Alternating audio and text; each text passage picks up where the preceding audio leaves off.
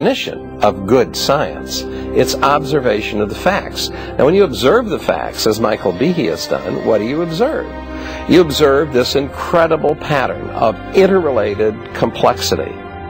And the way we conclude intelligent design for the bacterial flagellum is the same way we conclude intelligent design for an outboard motor. When we see an outboard motor, we see the way the parts interact and so on. We know somebody made that. The reasoning is the same for biological machines. So the idea of intelligent design is a completely scientific one. Certainly it might have religious implications, but it does not depend on religious premises.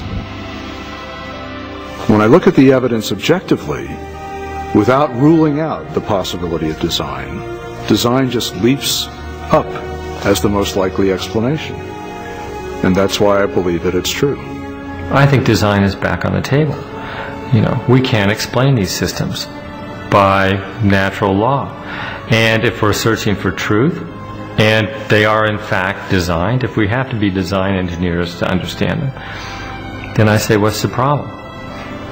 You go where the data leads you. And the implications, yeah, they have profound metaphysical implications, but so be it. So it's a powerful idea that the universe is rational and comprehensible, underwritten by a supreme intelligence that meant for this world to be understood, is something that underwrites then the program of science, because then you can go out and look at the world and the world will make sense. If it's all just a chaotic assemblage, there's no reason to expect any rationality out there. But if it in fact is the product of a mind, then you can go out and science becomes this enormous, wonderful puzzle-solving project in which you can expect to find rationality and beauty and comprehensibility right at the foundation of things. 150 years ago, Charles Darwin transformed science with his theory of natural selection. Today, that theory faces a formidable challenge. Intelligent design has sparked both discovery and intense debate over the origin of life on Earth. And for a growing number of scientists, it represents a paradigm, an idea with the power to, once again, redefine the foundations of scientific thought. During the 19th century, scientists believed that there were two fundamental entities, matter and energy. But as we enter the 21st century, there's a third fundamental entity that science has had to recognize, and that is information.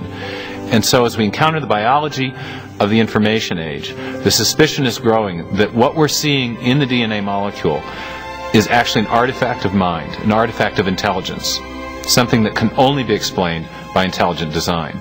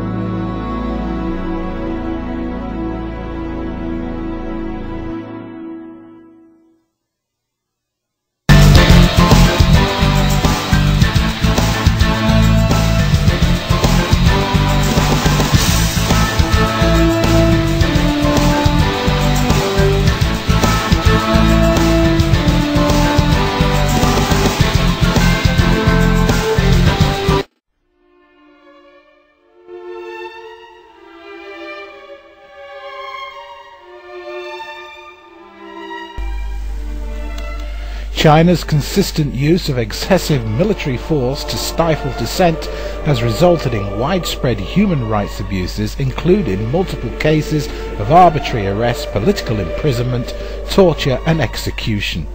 Human rights groups have documented at least 60 deaths of peaceful demonstrators since 1987, and there is thought to be many, many more.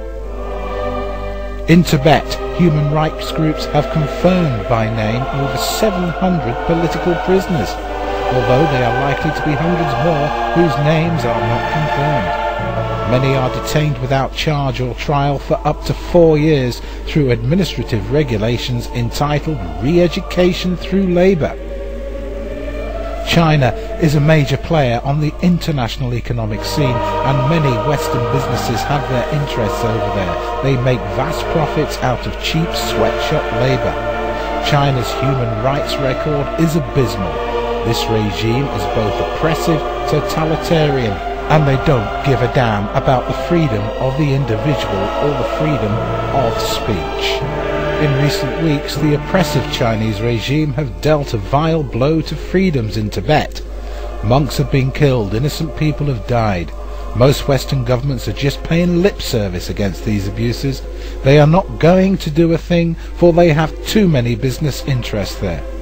They make too much profit out of sweatshop labour. So it's up to us. Go to the Edge's action page at theedgeam.com and make a difference. We are running 3 actions on this oppressive regime in China. That's the edgeam.com/edgeaction.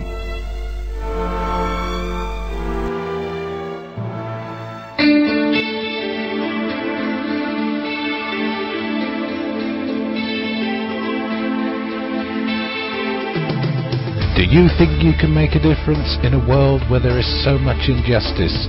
Does this injustice upset you? Does it make you feel powerless, overwhelmed? I mean, what can one person do? Take action from the comfort of your chair. Make a difference with the new Edge Action area of the Edge AM's website. Make sure you make a difference by going to theedgeam.com/edgeaction. That's theedgeam.com/edgeaction. You can make a difference.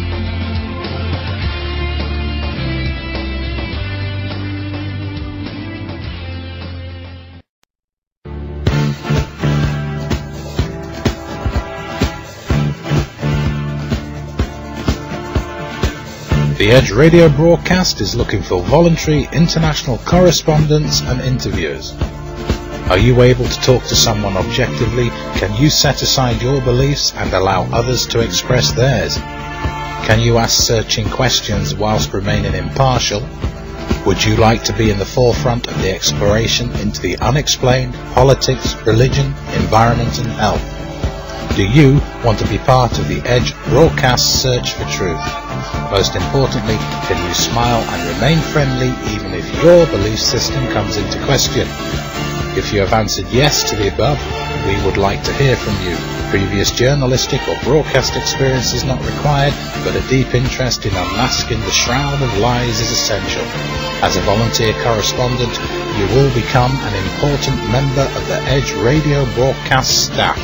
More information can be found on the Edge's homepage. Just look for the link "We are looking for Edge correspondents" just under the main media player at www.theedgeam.com. Please note that the role of correspondent is not guaranteed, and it also depends on your willingness to communicate with a wide variety of people who have varied experiences and beliefs, which may not be similar to your own experiences and beliefs. As a correspondent, you will be an essential element in the Edge broadcast search for truth. Just click "We are looking for Edge correspondents" just under the main media player